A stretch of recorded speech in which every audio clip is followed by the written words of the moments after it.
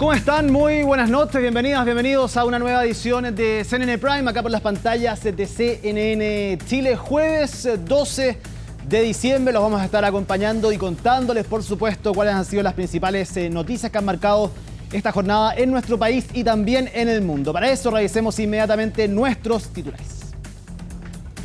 Críticas transversales al jefe de asesores del segundo piso, Miguel Crispi, por la reunión que sostuvo en 2023 con representantes de la empresa Huawei. El encuentro fue gestionado por Luis Hermosilla, actualmente en prisión preventiva. Mientras tanto, desde La Moneda desdramatizan esta cita y parte del oficialismo insistió en que Crispi se ha vuelto un problema para el presidente. Iván Pradenas fue condenado a 5 años de cárcel por abuso en contra de una menor de 14 años. El hombre, que está privado de libertad desde el mes de enero, se sometió a un procedimiento abreviado tras reconocer los hechos. Iván Pradenas es padre de Martín Pradenas, quien cumple una condena de 17 años por 2 delitos de violación y 5 de abuso sexual. En temas internacionales, un equipo de CNN encontró a un prisionero sirio que no sabía de la caída de Bashar al-Assad.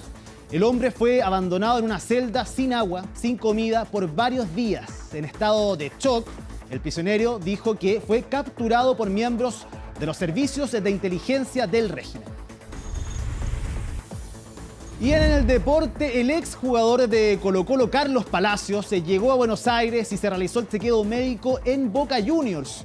De no mediar ningún inconveniente, el mediocampista de 24 años vivirá su tercera experiencia internacional, esta vez con el club Xeneize. Todo esto y más, porque aquí comienza CNN Prime.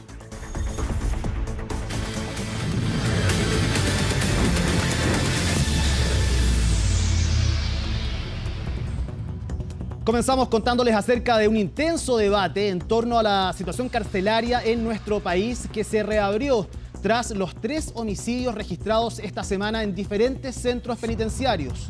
El gobierno manifestó su preocupación y destacó que presentará un fast track legislativo para la construcción de cárceles que buscarán resolver la sobrepoblación que afecta al sistema. Colomba Eichholz nos entrega los detalles.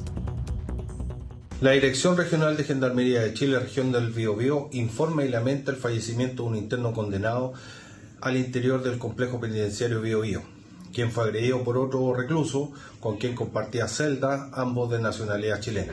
Con esta macabra noticia comenzó esta semana, la cual estuvo marcada por hechos violentos al interior de centros penitenciarios que cobraron la vida de 3 internos privados de libertad y reabrieron el debate legislativo en torno al sistema carcelario de nuestro país. El ministro de Justicia señaló que las cárceles chilenas está absolutamente controlada la seguridad dentro de las mismas. La fuerza de los hechos le dice que está absolutamente equivocado. Es por eso que parlamentarios de oposición llamaron la atención del secretario de Estado a través de una carta que solicita otorgar urgencia a un proyecto de ley que los diputados presentaron en mayo de este año y que busca imitar el sistema penitenciario italiano. Presentamos un proyecto de ley para mejorar este sistema, asimilado al modelo de Italia, donde existe una segregación penal en los presos de alta peligrosidad, pero también de una manera mucho más estricta en los beneficios que pueda tener derecho un preso de alta peligrosidad. En otras palabras, aplicar el denominado régimen 41 bis, que consiste en separar a los líderes del crimen organizado del resto de la población penal, con restricciones como una visita mensual o un máximo de 2 horas de aire libre al día, modelo que desde el gobierno han observado para eventualmente incorporarlo en la construcción de una cárcel de alta y máxima seguridad que ya aprobó y está impulsando. El régimen italiano que están solicitándole al gobierno es algo que hay que estudiar, pero que hay que considerar también que muchas veces las restricciones internas que se ponen sobre la restricción de la libertad que ya tienen los reclusos produce problemas graves de salud mental. El gobierno del presidente Gabriel Boric empezó a hablar del problema de las cárceles antes que se presentara la situación tan violenta y brutal que vimos en un penal de una persona degollada. Se llevaron al Parlamento leyes para facilitar la construcción de nuevos recintos y eso va a ser complementado con proyectos adicionales. Queremos recordar que el gobierno va a presentar un fast track para la construcción de cárceles con aún más facilidades respecto a la ley anterior. Para las autoridades, el nivel de sobrepoblación, cuya proyección va en aumento, amenaza el correcto funcionamiento del sistema carcelario. Además de la propuesta que presentará el gobierno, la exalcaldesa de Providencia, Evelyn Matei, también anunció su propio plan para abordar esta situación. En concreto, se planea construir 5 nuevos establecimientos penitenciarios, además de ampliar centros ya existentes. Creo que esa es la solución de largo plazo. Creo que es la solución posible, porque las otras que se han enseñado, se han ensayado en gobiernos anteriores para desatochar los penales, el recurso a leyes de beneficio, permitió a mucha gente salir en libertad. Yo tengo la impresión de que hoy día no hay piso político frente a la ciudadanía respecto a una solución de ese tipo. Lo que se anunció en este primer capítulo fue la infraestructura, que es claramente necesaria por todo lo que yo le decía, un hacinamiento galopante y llegar al 2030 con un 70% es prácticamente un colapso del sistema penitenciario. Yo hablaría ya de crisis del sistema penitenciario. Es por eso que un primer paso es excluir de la permisología la construcción de cárceles, materia que está incorporada en el proyecto que presentará el Ejecutivo, solución que también se elabora para evitar las muertes de reos, que hasta el 11 de diciembre sumaban un total de 42 durante este 2024. Se los contábamos en los titulares, la justicia condenó a Iván Pradenas, padre de Martín Pradenas, por abuso contra una menor de 14 años. Vamos a tomar contacto con Catalina Sánchez para conocer más detalle. Cata, te vemos en pantalla, ¿cómo estás? ¿Cómo estás, Ivo? Muy buenas tardes. Efectivamente, el padre de Martín Pradenas, Iván Pradenas, fue sentenciado a una pena de 5 años y 1 día por el Tribunal de la Comuna de Temuco. Todo esto a raíz de un delito sexual. Hablamos de un abuso sexual a una menor de 14 años. Recordemos que él fue detenido el pasado 4 de enero de este año, estuvo en prisión preventiva y finalmente, tras acordar un juicio abreviado, la justicia lo condenó a 5 años y 1 día, una sentencia efectiva. Eso quiere decir que el imputado ya condenado no tendrá ningún tipo de beneficio. Pudimos tener reacciones, conversamos con el abogado querellante de este caso. Pasemos a escuchar parte de lo que nos comentaba. El día de hoy el señor Iván Pradenas Valencia fue condenado a una pena de 5 años de cárcel efectiva como autor de delitos reiterados de abuso sexual a persona menor de 14 años. Para arribar a este procedimiento abreviado, la defensa aceptó las condiciones que se interpusieron por esta parte querellante, las cuales eran, por una parte, que el señor Pradenas declarara en fiscalía y reconociera los hechos que se le imputaban, cuestión que hizo, y en segundo lugar, que el cumplimiento de la pena debía ser efectivo, cuestión que también aceptó. Además de ello, se establecieron como penas accesorias la prohibición absoluta y perpetua del señor Pradenas para trabajar con menores de edad, la prohibición absoluta para acercarse a la víctima hasta que ésta cumpla 18 años y la sujeción a la vigilancia de la autoridad por 10 años una vez que cumpla los 5 años de privación efectiva. Claro, parte de las condiciones para poder lograr este acuerdo de un juicio abreviado era justamente que el condenado reconociera los hechos, lo cual lo hizo en 2 instancias. Una, en la declaración que lo tomó la Fiscalía, y la segunda vez se fue en este juicio abreviado, y además es una pena efectiva, sin ningún tipo de beneficio. Recordemos que él, ahora sentenciado, lleva casi 1 año en prisión preventiva, lo cual le será abonado entonces a esta sentencia. Lo decía el querellante, hay 3 puntos muy importantes. Cuando él cumpla su condena no podrá acercarse a la víctima hasta que ésta cumpla por lo menos 18 años. Durante 10 años deberá estar bajo la vigilancia de la autoridad y cada 3 meses deberá informar el domicilio, y también queda prohibido que él ejerza cargos educacionales que involucren relación con niños, niñas y también adolescentes. El fiscal Luis Torres también tuvo declaraciones, pasemos a revisarlas. Hacemos presente primero de que esto fue una petición expresa de la víctima y también hubo voluntad del imputado de reconocer en 2 instancias su responsabilidad de los hechos que se le imputaron. Uno ante la Fiscalía en una declaración directa y ahora en una audiencia de procedimiento abreviado, donde pedimos dentro del rango la pena máxima a imponer, que es de 5 años, sin que se discutiera ningún tipo de beneficio alternativo, es decir, que la sanción sea cumplida efectivamente en la cárcel.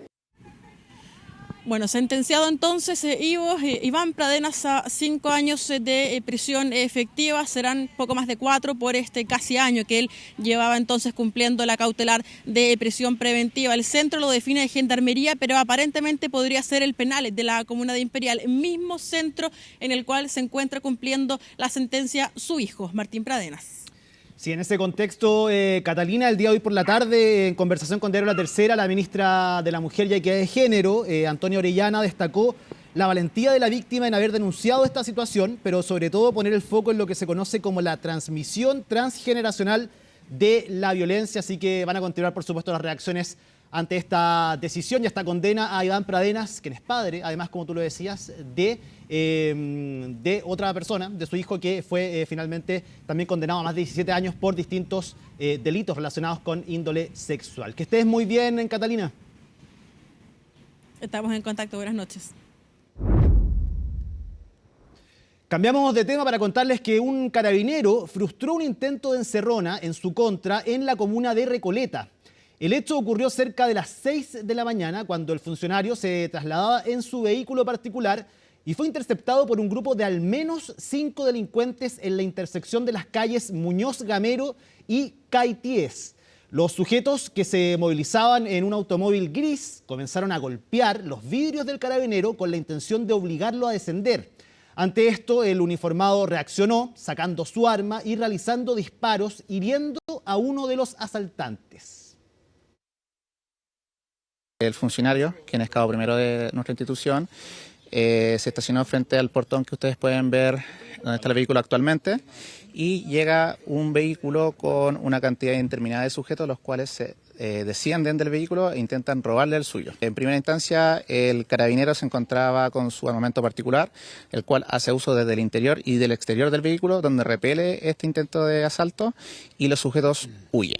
Al momento hay un detenido por este procedimiento, el cual mantiene lesiones balísticas, y se vio mediante las cámaras como los sujetos con los que participó en el hecho lo dejaron en un hospital de esta comuna. Se trata de un robo con intimidación que ocurre hoy en la mañana, aquí a nuestras espaldas. Un funcionario de Carabineros de la Tercera Comisaría de Santiago se encontraba ingresando a su domicilio y es abordado por un vehículo de color gris desde donde se bajan varios sujetos, y el carabinero repele este ataque con su arma de servicio, se identifica como policía, llega al Hospital San José. Minutos después, un sujeto chileno de 26 años lesionado en un auto que coincidía con las características del auto que había participado en este robo con intimidación. Se encontró un vehículo en el sector de La Pincoy, en la comuna de Huechuraba, está quemado, pero cuyas características coincidirían con el vehículo que participó, además que mantiene impactos balísticos que serían producto de la acción del funcionario policial. Esto sucedió aproximadamente a las 6:30 de la mañana, porque en ese horario fue que mi hijo se levantó gritando porque pensó que eran cohetes. Entonces mi hijo es muy sensible ante los sonidos muy fuertes, y en eso yo me acerqué a la ventana y yo pensé que era de la otra parte, pero no, fue aquí. Todos los vecinos salieron, intentaron robar un auto que estaba ahí entrando al condominio. Hacemos un alto acá en CNN Prime, pero volvemos con más informaciones.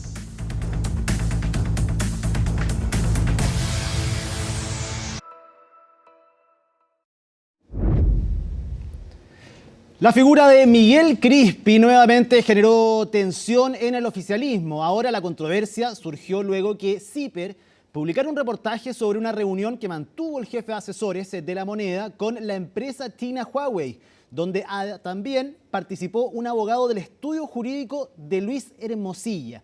La situación se complicó con la declaración de la ministra del Trabajo en CNN Prime, quien aseguró que correspondía una explicación por parte del Ejecutivo. El informe es de Macarena Román.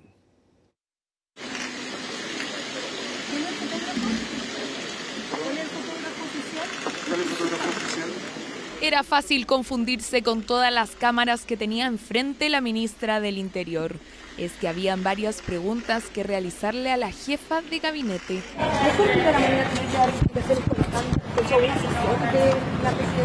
verdad es que es una reunión con una empresa que ha sido parte de las agendas internacionales cuando los presidentes han ido a China en todos los últimos gobiernos. Las dudas llegaron nuevamente de la mano del jefe de los asesores del segundo piso, Miguel Crispi, quien según CIPER mantuvo una reunión con representantes de Huawei y un abogado del estudio jurídico de Luis Hermosilla en septiembre del 2023. Un mes después, el abogado, ahora en prisión preventiva, tomó su defensa en el marco del caso Fundaciones. Creo que es importante que o la vocera o el mismo Miguel puedan señalar qué es lo que se habló o qué es lo que les pareció pertinente de realizar esa reunión de esa forma, la verdad. Palabras de la ministra del Trabajo, que tuvo que salir a aclarar el subsecretario del Interior, ya que había una evidente contradicción entre su parecer y el de la ministra Toa. No, yo creo que la ministra se está refiriendo a las explicaciones se han dado en el comunicado que dio Presidencia sobre ese punto. Lo segundo es que hay que tener cuidado con las obsesiones nomás. A mí me parece que uno tiene que tener cuidado con las obsesiones de temas y de nombres. Y entonces la ministra Jara tuvo que adecuarse a lo que se dijo desde La Moneda. De acuerdo a lo que dijo la ministra Toa, si complicara sería otra la situación y Miguel Crispi sigue trabajando junto a nosotros porque así el presidente lo ha decidido. Mandatario que ha determinado continuar con el trabajo de Miguel Crispi, aunque cercanos al oficialismo han apuntado a que evalúe su salida y que falta mayor información sobre la reunión entre el jefe de asesores de presidencia, Huawei y el estudio jurídico de Hermosilla, donde también trabajaba Andrés Chadwick.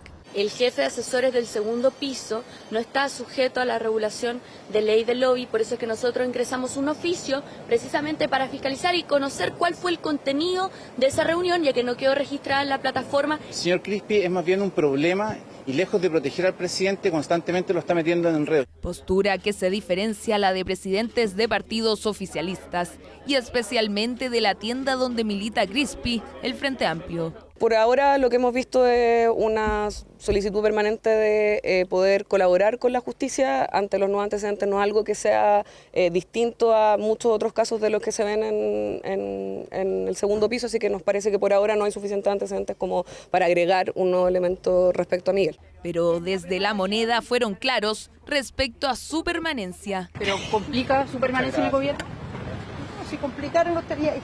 Donde sí ha complicado la presencia de Crispi es en la comisión investigadora del caso Monsalve. Diputada, las conversaciones con el presidente, eso lo sabe muy bien el presidente, son privadas. Como le he señalado, las conversaciones con el presidente son privadas. Es parte de las conversaciones propias de la presidencia, la misma respuesta que le di anteriormente. Y fue ese tipo de argumentos el que llevó a parlamentarios hasta la Contraloría. Le piden a Dorothy Pérez que su organismo se pronuncie respecto a si es válido o no que funcionarios públicos se nieguen a entregar información en dichas instancias. Porque parece que tiene un pacto de silencio para proteger a Monsalve o para proteger a quién. Porque la verdad es que tiene que ser transparente y La Moneda no ha sido transparente con la información de estos hechos. El presidente de la comisión investigadora aseguró que volverán a citar a Miguel Crispi a una sesión para poder rescatar mayor información.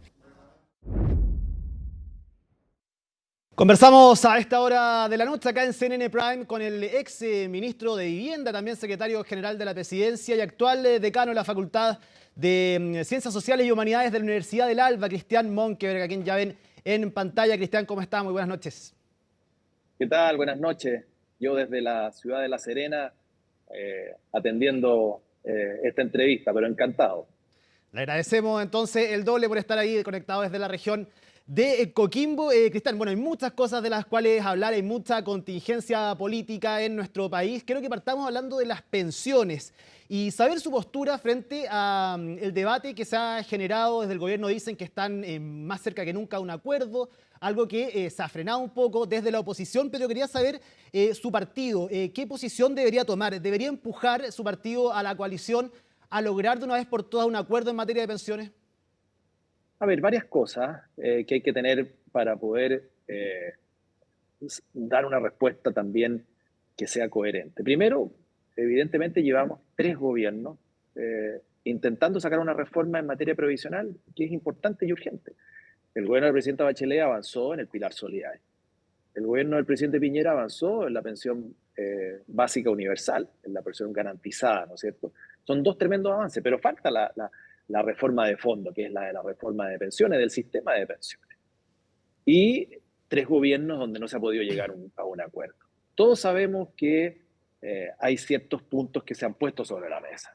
si los ahorros de los trabajadores son de los trabajadores o una parte de ellos, un porcentaje, a veces mayor, a veces menor, también va a reparto, a solidaridad, a mejorar las pensiones de otros. Y yo creo que dada la discusión que ha habido, yo creo que dado que llevamos 12 años, hay que hacer un esfuerzo. Y ese esfuerzo significa hacer y buscar todos los caminos para lograr un acuerdo. Y yo espero, porque las decisiones de los partidos en esta materia aún no se ha adoptado y es una decisión que se tiene que tomar al interior del Congreso, del Parlamento, por los propios parlamentarios, y hoy día no lo soy. Yo espero, y es lo que he conversado con muchos de los que están en Renovación Nacional, que hagamos ese esfuerzo y lleguemos a un buen acuerdo. Creo que sería una materia, sería de responsabilidad hacerlo, sobre todo por el tiempo que transcurrió. Y porque además la discusión no va a variar mucho y no va a cambiar mucho a partir del próximo gobierno, que uno dice, oye, existe la expectativa que la centro derecha gobierne, que Chile Vamos gobierne. Puede ser, la gente lo va a decidir. Y vamos a postergar hasta ese minuto nuevamente una reforma a las pensiones y vamos a seguir postergándola. Yo creo que nunca va a haber el minuto ideal. ¿Cristian? Nunca va a ser el minuto adecuado, pero es el minuto de hacerlo. Sí, eso implica ceder también y es conocido, si vemos las dos posturas de donde partió el gobierno con su postura inicial, desde donde parte la oposición desde su postura inicial, evidentemente el gobierno ha cedido más, incluso han dicho ellos, de los que les hubiese gustado. De hecho el mismo presidente de la República lo ha dicho, pero al parecer desde la oposición no se ha cedido mucho y hay un no importante que tiene que ver hacia dónde va ese 6% de cotización adicional, se las cuentas o si es que va a un componente solidario, dicen algunos, otros también de compensación para hacerse cargo de las pensiones de las mujeres. ¿A usted el guarismo que más le acomoda, usted cree que el que se está hablando está bien? ¿Debería ceder también un poco más quizás la oposición en ese sentido para poder lograr un acuerdo amplio que beneficie a los chilenos también? Hoy día se habla de un guarismo del 0,5, ¿no es cierto? Sí. Y eso es. ¿Para usted está bien eso? Estamos hablando que en el gobierno, cuando a mí me tocó formar parte del gobierno con el presidente Piñera, estábamos hablando de 3,3. Hoy día estamos hablando de un 0,5. Yo creo que efectivamente se ha hecho un esfuerzo importante por lograr un acuerdo. Y las partes tienen que ceder. Es evidente que hay que ceder. Creo que es un logro importante el que se haya reconocido de que los ahorros son de la ciudadanía, de cada uno de nosotros cuando estamos trabajando, y las imposiciones van precisamente a eso, al ahorro para poder mejorar la pensión de cada uno de nosotros al momento de jubilar. Si una parte de eso, que hoy día es bastante menor, va a una lógica de compensación, de solidaridad, también en un porcentaje en torno al 0,5, creo que es absolutamente razonable sentarse a conversar y buscar un acuerdo en ese sentido. Pero 0,5 es ceder. ¿Se puede ceder más del 0,5? Volvemos a lo mismo. Nunca en una negociación van a quedar todos felices y todos contentos. Pero creo que más allá de quien quede contento o no quede contento, hay que buscar una buena ley. Y una buena ley, en ese sentido, creo que pasa por porcentajes razonables, donde la mayoría de los fondos de pensiones, una gran mayoría, se establece y se señala y se reconfirma que son de propiedad de cada uno de quienes ahorramos. Eso queda así. Y un porcentaje menor, pequeño, puede ir a la solidaridad y a la compensación. Es absolutamente razonable. Por ahí leía que esto es de convicciones, que esto es que no se puede ceder. Mira, principios y convicciones siempre están presentes, pero obviamente que un sistema de pensiones como el que tenemos, de capitalización individual, de ahorro, un porcentaje menor, vaya a compensar y apoyar a personas que tienen menos recursos para poder mejorar su pensión y además tenemos seguridad de que va a ser bien administrado, creo que no es ceder en convicciones. Yo creo que es el minuto de sentarse a conversar, como históricamente lo ha hecho la oposición y como históricamente lo ha hecho el oficialismo en etapas anteriores.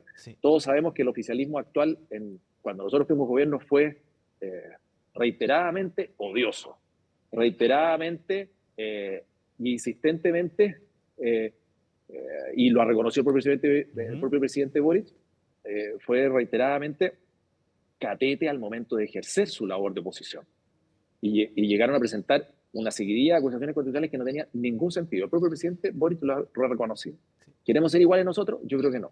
Yo creo que no. Hay que ser insistente, hay que ser meticuloso, hay que fiscalizar de todas maneras. Pero en materias como esta, donde la ciudadanía está de por medio, creo que es razonable sentarse a conversar y llegar a acuerdos que, a mi juicio, reafirman lo que es más importante, que un porcentaje altísimo, si no la totalidad, está destinado a reconocer que los ahorros son de las personas y que van a mejorar la pensión de cada uno.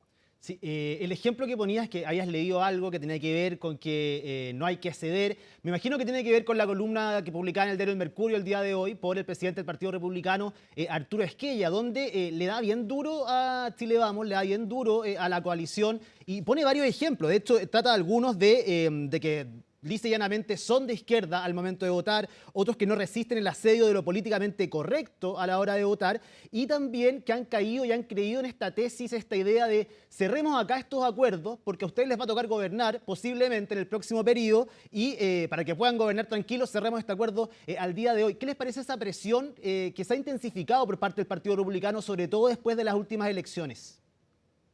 A ver, a ser bien honesto, me parece sumamente oportunista y populista. No me gustan ese tipo de argumentos. No me gustan. Yo podría decir lo mismo respecto de la última convención. En la última convención la ciudadanía le dio un tremendo apoyo al Partido Republicano. Y se dieron un gustito. Sacaron adelante una reforma, una propuesta constitucional que nuevamente fue rechazada por la ciudadanía. ¿Eso es lo que queremos? ¿Llevarnos de propuesta en propuesta y todas rechazadas? No tiene sentido. No me digan que llegar a un buen acuerdo en materia tributaria o que busca el crecimiento del país, como por ejemplo ocurrió en los años 90, fue malo para Chile. No fue malo para Chile. Y ahí la oposición de la época, mi partido en esa época, yo no estaba ni por asomo a cargo en esos minutos, era estudiante universitario en los primeros años 90, de los 90, llegó a buenos acuerdos. Y fue reconocido por el presidente Erwin como una necesaria paz política que permitió el desarrollo del país de buena forma. Y me parece bien. Esa fue la contribución que hicimos y esa es la vocación que tiene que tener una oposición. ¿Es eso ser entreguista? ¿O eso es pensar en el país, es pensar en que las cosas caminen bien y donde todas las partes tienen que ceder? Yo no creo que una reforma tributaria o una mejora en los derechos laborales sea ceder a las convicciones. No. Los principios están en otros lados. Estos son cosas de pragmatismo. Estos son cosas que hay que saber resolver para que la ciudadanía vea propuestas. ¿Qué es lo que quiere la gente? Lo que quiere la gente finalmente es acuerdos y quiere fórmulas que satisfagan a una gran mayoría y que nos permita avanzar. Hoy día no estamos avanzando, esto suma cero. Esa columna suma cero, porque significa decirle no a una reforma de pensiones necesaria y seguir teniendo las cosas como están. Que no digamos que están en la reforma de pensiones en el suelo, porque se ha avanzado, como dije, en el gobierno del presidente Bachelet, en el gobierno del presidente Piñera, pero requieren mejoras y modificaciones. Sí. Va a estar difícil, eso sí, Cristian, teniendo en cuenta lo que se viene el próximo año, todo lo que se juega el próximo año, teniendo en cuenta las parlamentarias, sobre todo las presidenciales también. Y en ese sentido quiero enfocar ahora la conversación, porque para usted pareciera ser que es muy importante que se realicen primarias al interior de Chile Vamos, que no sea solamente Evelyn Matei la única carta, pese a que ha recibido distintos apoyos y parecerá ser que es inalcanzable, al menos en términos de número, quedando un año todavía, guardando las proporciones efectivamente, pero ¿por qué para usted es tan importante que se hagan primarias teniendo una candidata fuerte hoy en día como Evelyn Matei? Mire, esto es súper opinable también. Yo creo que Evelyn Matei es una tremenda candidata. Y si el partido la proclama, yo voy a ser el primero, como hasta el día de hoy, de apoyar. Y de apoyarla. Creo que es una tremenda carta. Y si usted me apura, yo no soy de los que voto en el interior del partido para resolver su candidatura, porque hay que ser consejero. Pero si usted me apura, yo la apoyaría, no tengo ningún problema. Al revés, creo que es una excelente candidata y tiene una experiencia gigante y además tiene un apoyo ciudadano. Y viene saliendo de una gestión alcaldicia brillante. Pero a mi juicio, creo que se fortalece mucho más su opción si es que tenemos primarias presidenciales. Por diferentes razones. Primero, porque se produce un debate interno durante el primer semestre para poder elegir cuál es el mejor de los nombres. Y que la ciudadanía... Segundo, porque permite debate de ideas y desplegarse durante todo el primer semestre por el país, hablando con la gente, hablando con la ciudadanía, convenciendo, entusiasmando, moviendo las huestes, movilizándose. Me parece una tremenda oportunidad que no se puede desaprovechar. Y tercero, porque eso significaría, en el caso de haber una primaria amplia, que una vez que se produzca la decisión de la ciudadanía, que supongamos que fuera Evelyn Matei, van a estar todos los demás candidatos detrás, porque así lo resolvió la ciudadanía. Por eso me parece lo más sano. Ahora, si no hay primaria, bueno, es una decisión que va a tomar en su minuto. Lo que no me parece razonable, digo, es que lleguemos a primera vuelta y haya 5 candidatos de derecha. Me parece muy loco eso. Entonces yo pensaría en una primaria con Kaiser adentro. ¿Por qué no? Que se le invite con Rodolfo Carter. El mismo Renovación Nacional tiene que decidir si lleva o no un candidato, y si lleva un candidato bueno, que vaya, y si no, bueno, será Evelyn Matei.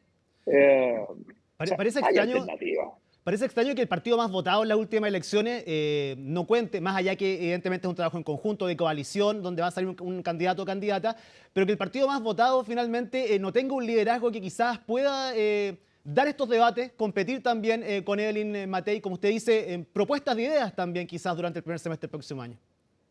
Sí, a mí también me parece extraño, así como tuvimos al presidente Piñera en 2 oportunidades, porque obviamente el presidente era militante, lo último cuando fue presidente de la República renunció a la militancia, pero formaba parte, fue presidente de nuestro partido, como me tocó a mí también serlo, era militante de Renovación Nacional y por lo tanto lo sentíamos muy propio, y él también lo sentía así.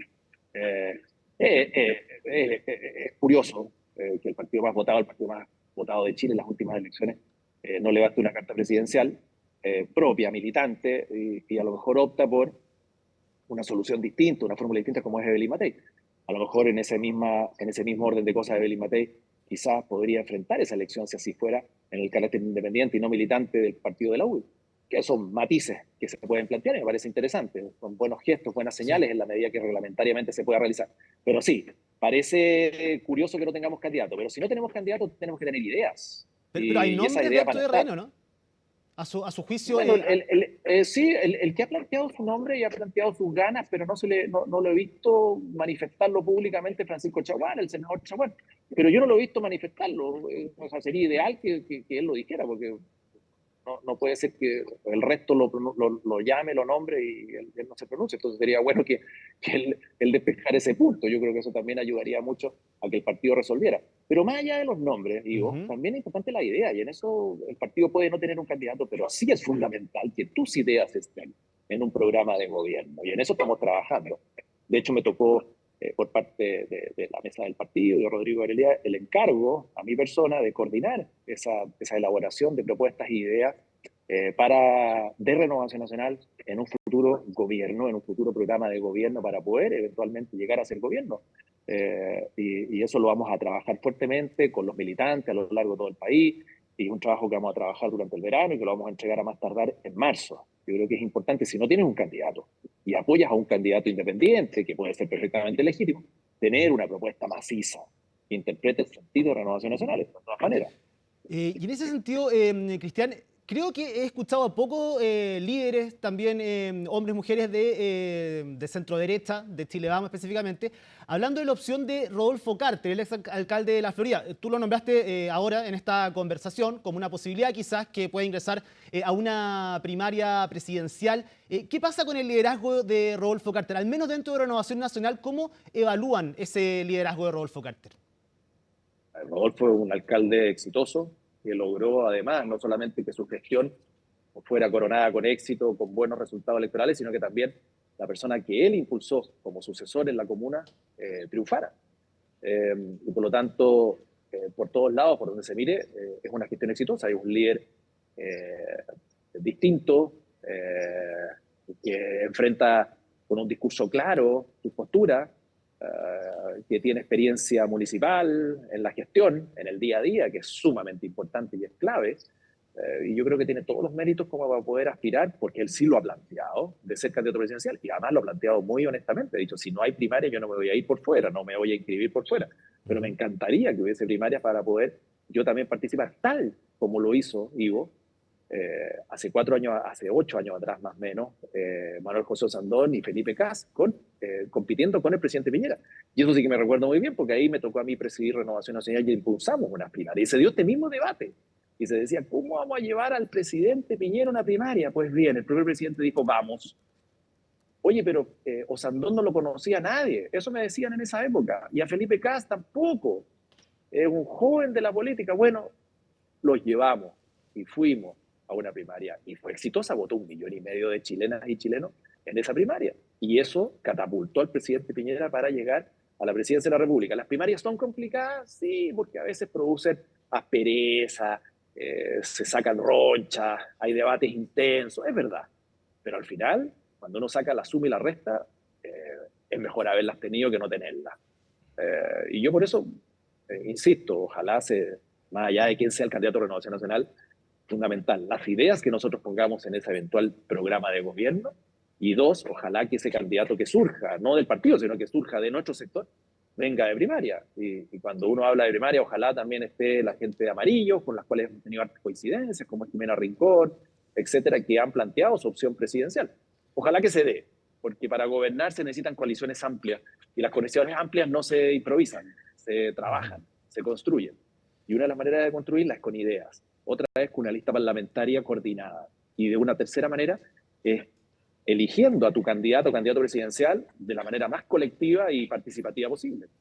Cristian, antes de terminar, no puedo no preguntarle acerca del caso Audio, cómo esto también ha afectado a su coalición, a Chile Vamos. Salieron nombres importantes ahí, como el del exministro del Interior, Andrés Chadwick, Felipe Ward, también exministro de Vivienda. Usted también fue ministro de Vivienda en el segundo gobierno del expresidente Sebastián Piñera. Quería saber si usted en algún momento recibió algún tipo de presión para poder sacar adelante algún proyecto en particular, si tuvo algún tipo de presión por parte de Luis Hermosilla o reunión con él, o alguna intención de poder generar ciertos vínculos, reuniones o consultas acerca de ciertas preocupaciones que tenían en particular con ciertos proyectos relacionados con el ámbito de la vivienda.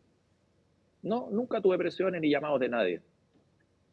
Así que no tuve mayores problemas. Y en el caso de lo que se está investigando, bueno, que se investigue, que se sancione y yo me quedo con lo que se está conociendo y lo que han ido diciendo los que están siendo investigados y involucrados, de que tienen la certeza de que esto se va a aclarar. Me parece muy bien. Pero a su pregunta, no, nunca tuve ninguna presión ni llamado de nadie en ese sentido. ¿Y cómo evalúa la situación de Felipe Ward, lo que se ha conocido, su declaración y también la posible formalización en contra del exministro del Interior, Andrés Chadwick? No tengo mucho que opinar, no porque no quiera, sino porque es una situación judicial, pero yo creo que lo que está ocurriendo es lo que tiene que ocurrir en un país democrático con Estado de Derecho, que las cosas, cuando hay sospechas de ilícitos, de ilegalidades, se investiguen y se decida qué es lo que ocurre. Y que quienes están siendo investigados puedan defenderse. Y ahí veremos qué decisiones va tomando la Fiscalía y los tribunales. Pero me parece bien que esté ocurriendo lo que tiene que ocurrir, y a todos nos puede pasar, que en algún momento nos investiguen, que miren, que olfateen, si es que se cometieron ilegalidades o delitos, y que pues, posteriormente se tomen las decisiones, ya sea condenando, como corresponde, o absolviendo.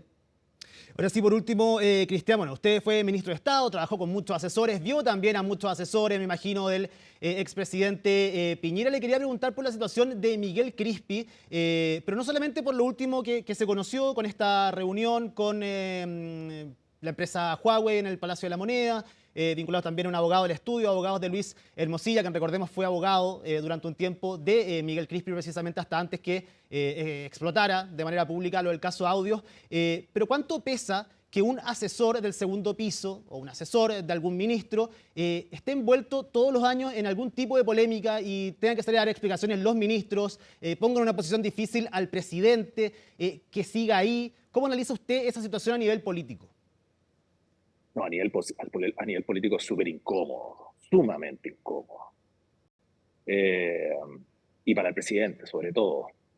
Como él dice, hay que habitar el cargo, por lo tanto hay que cuidar el cargo de presidente de la República. Y hay que tener asesores que no le compliquen la vida, pues, más allá de que las asesorías sean buenas o malas, que es un asunto distinto, eso lo evalúa, no lo evalúo ni yo, ni nadie de la oposición. Normalmente lo evalúa y toma las decisiones quien contrató esa asesoría, que es el propio presidente de la República. Pero más allá de eso, de que siga o no siga, o que sus asesorías, sean buenas o malas, incomoda o enreda.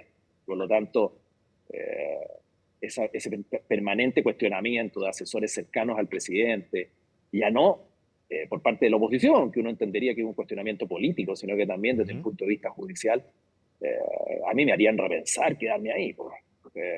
Daría un paso al costado, le daría tranquilidad al presidente, búsquese otro asesor, y yo me dedicaré a otras cosas por un tiempo, tal como lo hizo Giorgio Jackson en algún minuto. Que él llegó a la convicción de que al gobierno le incomodaba su presencia y que entorpecía el buen funcionamiento, bueno, y dio un paso al costado. Y seguramente el día de mañana volverá a la política, en otras funciones, en otros roles, y siempre hay nuevas oportunidades, eso es verdad. Pero hoy día claramente es de una incomodidad política tremenda y yo creo que se debería optar por lo más sano. Y quizás, pero bueno, pero esas son sugerencias que vienen, en este caso, de parte mía, que no estoy en la arena política, sino que más bien impartiendo clases, que es lo que siempre he hecho hace muchísimos años. Lo más sano sería un paso al costado. Lógico. Pero bueno, pero eso es una decisión que se toma en Palacio, que siempre es intenso. Cristian Monkeberg, ex ministro de las Express, ministro de Vivienda, actual decano de la Facultad de Ciencias Sociales y Humanidades de la Universidad del Alba. Muchísimas gracias por haber conversado esta noche con CNN Prime. Que esté muy bien. Gracias, Ivo. De verdad, muchas gracias por la entrevista y creo que sirvió para poder explicar de buena manera muchos temas que hoy día están más que presentes y muy intensos. Buenas noches. Continuamos contándoles que el subsecretario del Interior, Luis Cordero, explicó que el Ejecutivo se encuentra estudiando un nuevo proceso de regularización de migrantes. Se trataría de un proceso acotado al que podrían acceder 180.000 extranjeros que participaron en procesos voluntarios de empadronamiento y que además cumplan con una serie de requisitos. El gobierno señala que quienes participaron en este empadronamiento voluntario lo hicieron de buena fe, asegurando además que poseen los antecedentes necesarios para realizar un proceso de regularización. Desde La Moneda también señalaron que esta medida se realizaría por razones económicas y de seguridad, argumentando en este último caso que un proceso de este tipo evitaría que algunos migrantes en situación irregular se vean expuestos a hechos delictuales o a relacionarse con grupos criminales. Hay razones económicas y hay razones de seguridad, pero particularmente en este caso de seguridad, para iniciar seriamente un estudio de un proceso de regularización acotada. Saber dónde están esas personas y evitar su exclusión, porque las personas migrantes no regularizadas que no han cometido delito, uno tiene que evitar que sean expuestos a esa comisión, sea porque son activos cometiendo delito o sea porque están expuestos a bandas criminales o la comisión de delitos con ellas. El universo de personas empadronadas es de 182.000, lo que no significa que esas personas todas puedan ser objeto de regularización. Es necesario que se cumplan determinado tipo de requisitos. El Ejecutivo está trabajando en ese mecanismo. Esta idea ha sido fuertemente criticada desde la oposición, siendo calificada como un perdonazo y advirtiendo que este proceso podría provocar una nueva ola migratoria en el país. El gobierno tiene que explicar con total claridad los alcances de esta regularización que pretende entregar a migrantes que se encuentran en Chile en carácter de irregulares. Debemos recordar que la crisis de seguridad está vinculada a la crisis migratoria y dar señales equivocadas respecto de esta materia podría incentivar que nuevamente tengamos una ola de migrantes a partir de enero del próximo año y por la situación política de Venezuela. Por esta razón he decidido citar a la Comisión de Gobierno Interior de la Cámara de Diputados y Diputadas la próxima semana a la ministra del Interior, Carolina Toá, y al subsecretario del Interior, Luis Cordero, para que expliquen los alcances de esta regularización. Es inaceptable el anuncio del subsecretario del Interior respecto de esta regularización que pretenden hacer a los migrantes irregulares. Lo advertimos hace más de un año. Lo advertimos respecto a lo que quería hacer la ministra del Interior y lo que quería hacer este gobierno. Un gobierno que pretende dar un perdonazo y no establece condiciones para controlar las fronteras. Mientras esta frontera siga siendo un colador, no puede regularizar, no puede dar señales equívocas respecto de que se puede llegar y entrar a Chile. Me parece una pésima decisión. Aquí hay un compromiso del gobierno de efectivamente poder regularizar. Yo creo que eso es muy importante. Yo prefiero a que empadronar y regularizar, ¿no es cierto?, a tener estas personas que estén libremente transitando con las complicaciones que se pueda tener. Lo segundo, que a mí me parece muy interesante, el que puedan abrir estas cuentas corrientes, porque Lo más importante es cómo perseguimos el dinero, ¿no es cierto? Cómo vamos monitoreando qué es lo que ocurre con ese dinero. El circuito, el camino del dinero, ¿no es cierto? De lo que se produce en el narcotráfico y el crimen organizado es muy importante. Por lo tanto, yo los prefiero tener registrado, nombre, RUT, qué es lo que están haciendo, y registrar además cuánto se deposite, qué es lo que hacen, ¿no es cierto?, con ese dinero. En prisión preventiva quedaron 5 carabineros que son investigados por recibir coimas de choferes bolivianos. Un procedimiento interno de carabineros habría logrado establecer que los uniformados cobraban dinero a transportistas que se trasladaban por la ruta que une Aguara con Colchane para no someterse a los procedimientos policiales de control relacionados a infracciones de tránsito o a posibles delitos. Según detalló la Fiscalía, los policías fueron formalizados por cohecho reiterado y a uno de ellos se le agregó el delito de hurto. Esto último por sacar mercadería de un mini market sin pagar. Es así como el día de hoy el Ministerio Público formalizó por el delito de cohecho reiterado, ya que estos funcionarios cometían este ilícito en distintas oportunidades desde el año 2022 a la fecha, y el grado de desarrollo consumado y la participación obviamente en calidad de autor de cada uno de ellos. Se solicitó por parte del Ministerio Público la prisión preventiva. Junto al comercio online, la industria que más elevó sus ventas en pandemia fueron los vinos. Sin embargo, los últimos años han sido muy complejos para las viñas chilenas, con baja de hasta un 21% el año pasado. Pilar Gutiérrez nos explica por qué este año, 2024, ha sido de repunte para las exportaciones al mundo. En el mundo se consumen 19 millones de copas de vino chileno al día. Nuestro país es el cuarto exportador de esta bebida a nivel mundial, donde en total enviamos más de 850 millones de litros a 141 países. Una industria que es muy relevante para Chile y que este año marca un mejor desempeño que el anterior. Entre enero y octubre las exportaciones de vino alcanzaron los 1.350 millones de dólares, lo que es un 5,5% más que el mismo periodo del año anterior. Estas cifras también nos hablan de una recuperación tras el sobrestock que generó la pandemia y que hizo que el valor exportado del sector llegara a caer un 20% el año 2023. Una recuperación que también destacan en Vinos de Chile. Según cifras del gremio, en los primeros 10 meses del año se acumulan envíos de 39 millones de cajas, que equivale a 1.090 millones de dólares. En comparación a 2023, esto implica un aumento de 11,8% en volumen y 5,7% en valor.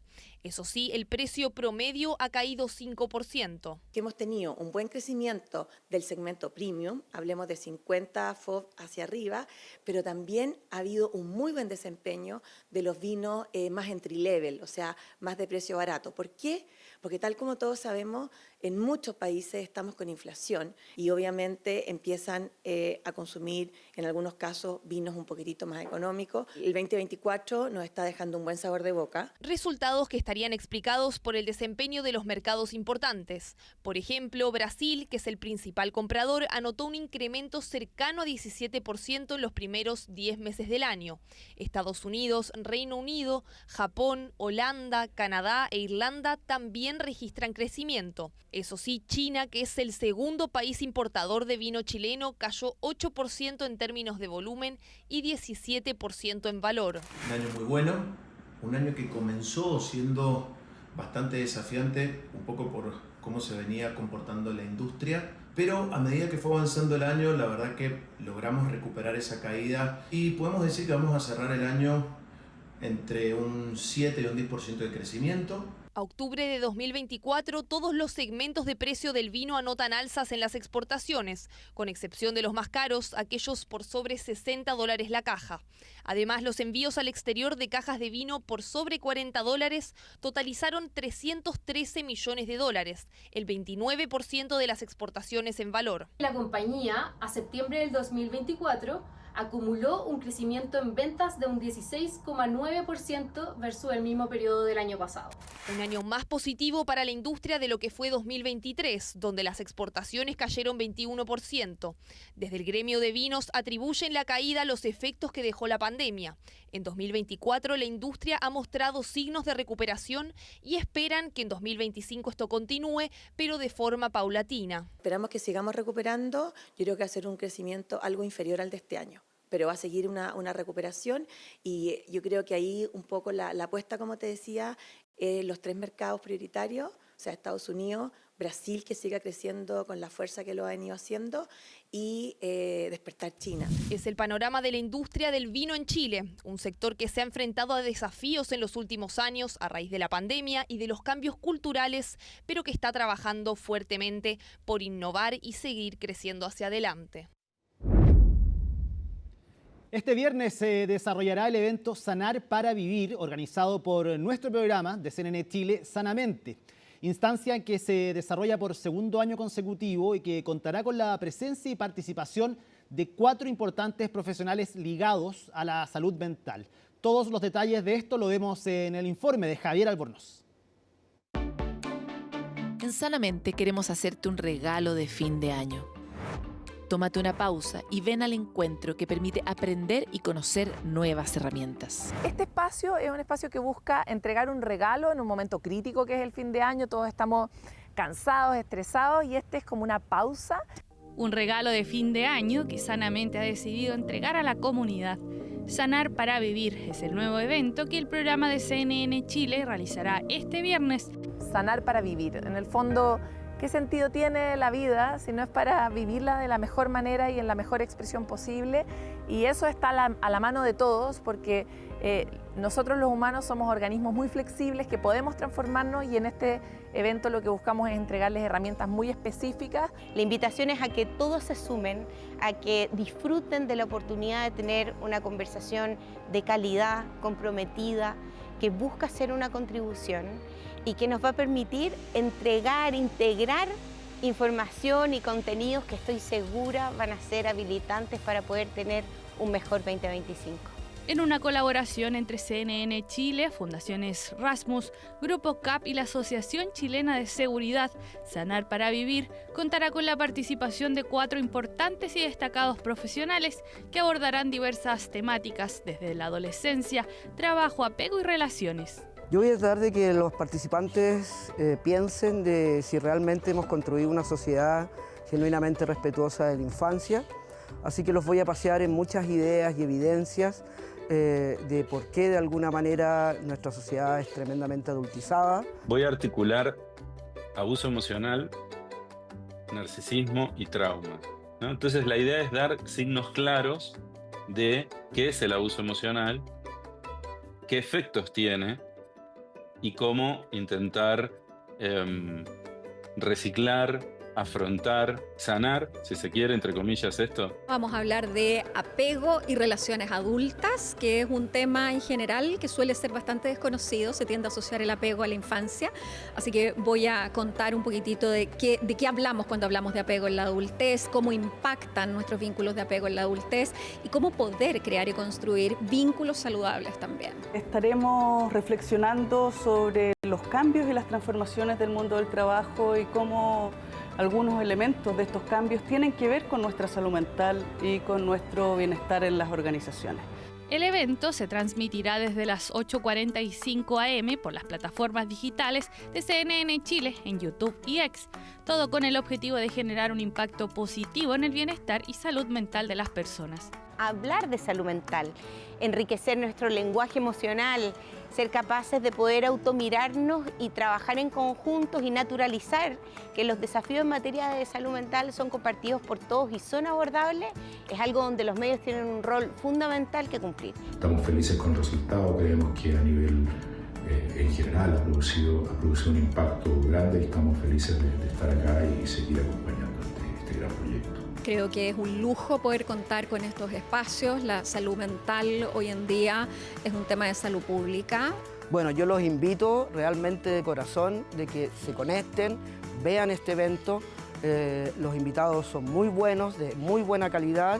Y les aseguro que van a quedar como muy satisfechos. Y hagamos de este un espacio de celebración, porque hablar de la salud y hablar de la salud mental debiese ser algo que nos ponga felices a todos. Ya lo sabe, este viernes nos conectamos a través de este espacio virtual en el cual se hablará de salud mental y en donde se busca entregar las herramientas necesarias que permitan sanar para vivir. Siempre en CNN Chile. El presidente surcoreano enfrentará un nuevo juicio político tras su decisión de declarar ley marcial en el país. El proceso cuenta ahora con el apoyo del líder de su partido, por lo que ahora el mandatario corre más riesgo de ser destituido. Laura Soto nos cuenta más. El fervor en las calles de Seúl no da signos de querer apagarse. Manifestantes intentaron este jueves llegar hasta la residencia del presidente surcoreano en respuesta al discurso que el mandatario emitió horas antes en defensa a su controvertida decisión de declarar la ley marcial la semana pasada. Intenté proteger la democracia liberal y el orden constitucional de la República de Corea contra la dictadura parlamentaria del gran partido de la oposición. ¿Cómo es posible que la decisión constitucional y el acto de gobierno del presidente, que era la única forma de hacerlo, se conviertan en una rebelión? Yoon Suk-yeol adoptó un tono desafiante y no muestra signos de querer dejar su cargo, como se lo han exigido desde la ciudadanía, la oposición e incluso el oficialismo. Prometió luchar hasta el final y desestimó los cargos de insurrección por los que se le investiga. Acusó nuevamente a la oposición de simpatizar con Corea del Norte y una supuesta injerencia de la dictadura en sus asuntos públicos. El presidente no está reconociendo sus propios errores y mantiene descaradamente su postura. Eso me ha enfadado mucho. Por eso he venido a esta manifestación por primera vez. Me pareció un completo disparate. El presidente ya ha tomado medidas contra la democracia. Y aunque la opinión pública se opone firmemente a ello en todo el país, él lo ignora. Culpa al partido de la oposición e incluso implica a otras personas. Su decisión de sacar a los militares a las calles y sitiar la Asamblea Nacional lo tiene contra las cuerdas. La oposición ha presentado una nueva moción para destituir al mandatario, luego de que su primer intento fracasara el fin de semana pasado tras el boicot del gobernante Partido del Poder Popular. Mi convicción de que el juicio político es necesario no ha cambiado. Al principio era un poco escéptica, pero ahora creo que es absolutamente lo correcto. Creo que el presidente hizo un buen trabajo con su discurso hoy y la destitución no debería producirse. No fue más que una expresión de la autoridad del presidente. Ahora ha sido el propio líder de su formación política quien se ha mostrado a favor de un juicio político ante la negativa de Yoon de renunciar a la presidencia. El presidente debe ser excluido inmediatamente de la administración del Estado, incluida la cúpula militar. Mientras se confirme que el presidente no tiene intención de dimitir anticipadamente, es necesaria una suspensión inmediata de sus funciones. El dirigente dio libertad de voto a los miembros de su partido en el Parlamento, que este sábado deberían decidir el destino de Yoon Suk-yeol, quien con 2 años y medio en el gobierno ha sumido al país en una de sus mayores crisis políticas desde el retorno a la democracia. Y vamos a continuar revisando las noticias internacionales, pero ahora acá en el estudio junto a Alicia Contreras, la editora del área. ¿Cómo estás, Alicia? Muy buenas noches. Muy buenas noches, Ivo. Vamos a partir con una noticia que ha impactado y ha dado la vuelta al mundo, porque un equipo de CNN encontró a un hombre que estaba encerrado en una de las cárceles secretas del régimen de Bashar al-Assad. Ahí lo vemos, llevaba 3 meses detenido y 4 días completamente abandonado en esta celda, sin poder comer, sin tomar agua, sin ver la luz del día hace 3 meses. Y es otro más de los miles de detenidos que están desaparecidos actualmente y que, gracias a un reporte de CNN de Clarissa Ward, logran encontrarlo. Tenemos el completo informe que vamos a estrenar y ver ahora. Deep in the belly of the regime's Air Force Intelligence Headquarters, these are English letters. We are hoping to find traces of Austin Tice, an American journalist held captive in Syria since 2012. It's one of many secret prisons across the city. This specific branch was tasked with surveillance, arrest, and killing of all regime critics. These are all cleaned up. We don't find any hints of Tice, but come across something extraordinary. I can't tell though, it might just be a blanket. But it's the only cell that's locked. Is he gonna shoot it? The guard makes us turn the camera off while he shoots the lock off the cell door. We go in to get a closer look. It's still not clear if there is something under the blanket. Oh, it moved. Is there someone there? I thought I saw it move. Is someone there? Or is it just a blanket? I don't know. I think it's someone. Hello? Okay, let's just look.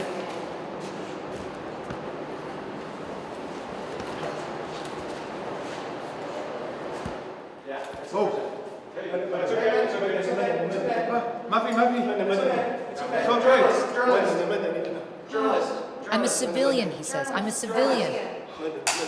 It's okay.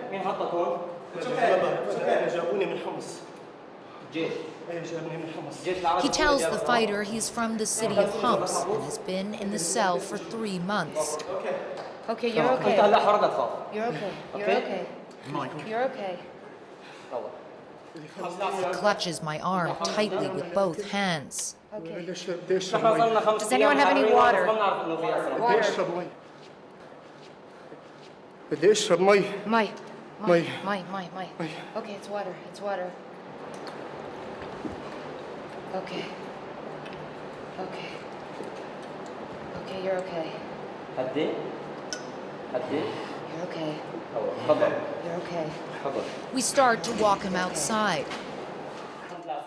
Thank God you are safe. Don't be afraid, the fighter says. You are free. جابوني. هي ثالث سجن. This is the third prison they brought me to, he says. The third prison. After 3 months in a windowless cell, he can finally see the sky. انت حر. الله ضوء. انت حر. الله ضوء. روح حجي روح. يا الله. هدي أعصابك. My God, the light, he says. Oh God, there is light. My God, there is light. Okay. روح. Okay.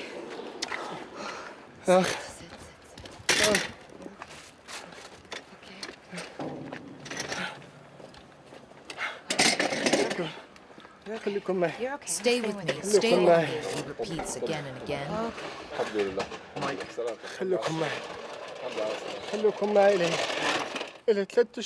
For 3 months, I didn't know anything about my family, he says. I didn't hear anything about my children.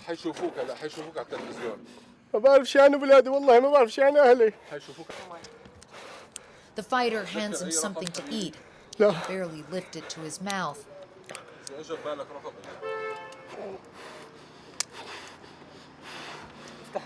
Okay. But his body can't handle it. Okay, you're okay. His captors fled during the fall of Damascus, leaving him with no food or water. That was at least 4 days ago. I'm shaking. My face is shaking, he says. The rebel tells him there's no more army, no more prisons, no more checkpoints. Are you serious, he says? Surya Harra. Syria is free, he tells him. It's the first time he has heard those words.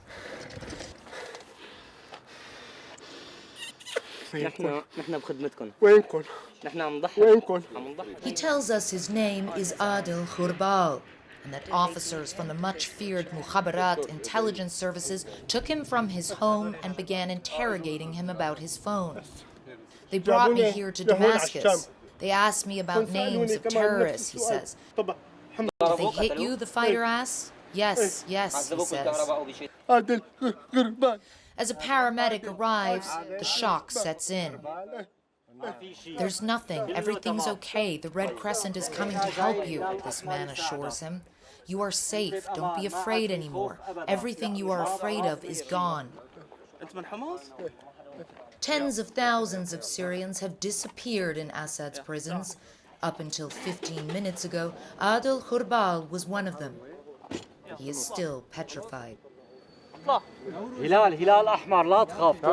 don't be afraid, the ambulance worker reassures him. Every car I got into, they blindfolded me, he says. It is the end of a very dark chapter for him and for all of Syria. But so many ghosts remain. Es otro ejemplo más del terror del régimen de Bashar al-Assad, que de a poco nos vamos enterando de más violencia que se hacía en contra de estos prisioneros. Según cifras oficiales, 30.000 personas fueron ejecutadas en 10 años en Siria, y hay miles de detenidos que continúan desaparecidos, que no se sabe su paradero y que se cree podrían estar muertos en las distintas cárceles de Siria, y algunas de ellas secretas. Vamos ahora, seguimos en Siria porque también ocurrió otra noticia que llamó mucho la atención. Se localizó a un estadounidense que estaba desaparecido hacía meses en Siria. Se localizó. Se trata de Travis Timmerman, de 29 años, que desapareció en Hungría y que no se sabía de su paradero y que se encontró en las calles de Damasco. Según lo que cuenta este hombre, que se dio a conocer su caso a través de redes sociales, él estaba en el Líbano e inició una peregrinación hacia Siria, y ahí fue detenido por el régimen de Bashar al-Assad. Lo liberaron este lunes cuando cae el régimen, y entonces queda solo en las calles, y pretendía dirigirse a Jordania. Cuando entra en una casa, reconocen que habla inglés y suben un video a redes sociales. Veamos ese video para ver lo que pasó. What's your name? Travis. Chavez? No. Country? United States. United States? The United States. United States.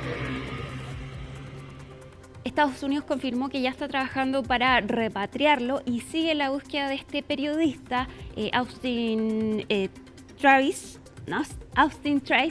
¿Quién es este periodista estadounidense que fue detenido en 2012? Y es eso lo que están buscando los estadounidenses en la zona, y que dio paso a este informe de Clarissa Ward, que encontró a otro prisionero en las cárceles de Siria. Nos vamos ahora a una noticia ya de fin de año, estas recapitulaciones. Sí, a ver. El personaje del año es Donald Trump. La persona del año, ahí lo vemos en la portada. La revista Time, que escogió a la persona más influyente de este año, aseguraron que para bien o para mal, Donald Trump sin duda es la persona que más influyó este año y que lo va a seguir haciendo durante los próximos 4 años. Dijo la revista Time que Donald Trump lideró por una parte un regreso histórico a la presidencia de Estados Unidos, remodeló la presidencia estadounidense, alteró el papel de Estados Unidos en el mundo, y es segunda vez que se ha escogido persona del año. La primera vez fue en 2016, cuando ganó por primera vez la presidencia. Agradeció este reconocimiento. Escuchemos lo que dijo Donald Trump. Tengo que decir que al recibir este honor por segunda vez para la revista Time, creo que esta vez me gusta más en realidad. Creo que la economía va a ser muy fuerte. Tenemos que resolver algunos problemas. Tenemos guerras en marcha que no teníamos. Tenemos muchas cosas sucediendo que no teníamos y que nunca habrían sucedido. Nunca habrían sucedido, pero ahora están sucediendo. Han sucedido y quiero resolverlas. Tenemos que resolverlas porque en última instancia, el poder de las armas hoy es la mayor amenaza que tenemos. Donald Trump asume el 20 de enero. Sin duda, una de las noticias internacionales del año fue la elección de Donald Trump y, por supuesto, también la caída del régimen de Bashar al-Assad. Sí, era difícil que no fuera persona del año, personaje del año, por lo que tú decías, lo que significó efectivamente el retorno a la presidencia, el cambio de paradigma también.